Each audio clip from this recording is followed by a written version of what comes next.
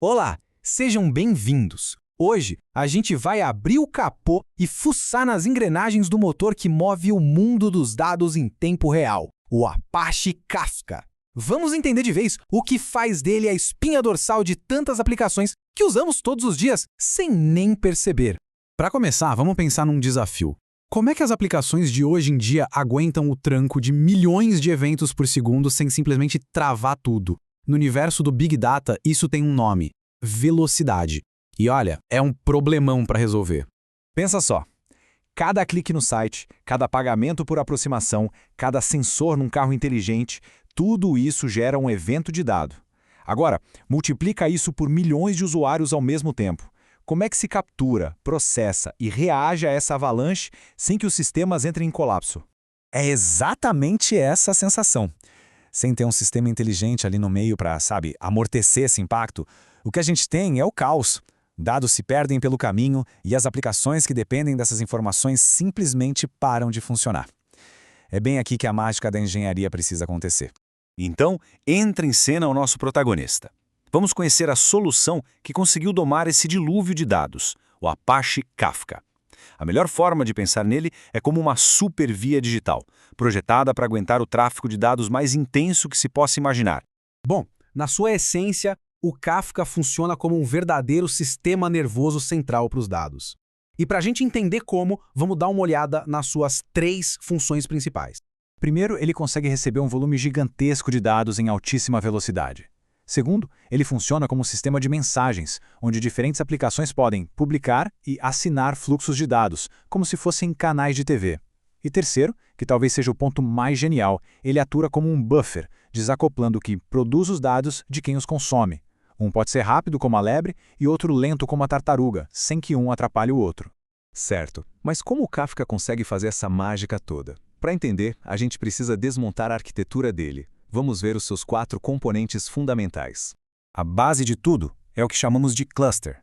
Ele é um conjunto de servidores, os brokers. Eles trabalham em equipe para dividir o trabalho e, o mais importante, garantir que se um deles falhar, o sistema continue de pé, funcionando. Essa é a chave para a tolerância a falhas. Aí a gente tem os dados organizados em tópicos, que funcionam como pastas, e cada tópico é dividido em partições, que são como os arquivos dentro da pasta, todos ordenadinhos. É esse particionamento que permite ao Kafka escalar de forma absurda e processar tanta coisa ao mesmo tempo. E para manter a ordem dentro de cada uma dessas partições, existe um conceito fundamental, o offset. Pensa nele como se fosse o número da página de um livro. Cada mensagem recebe um número sequencial único, isso permite que as aplicações que leem os dados saibam exatamente onde pararam a leitura. Simples e genial.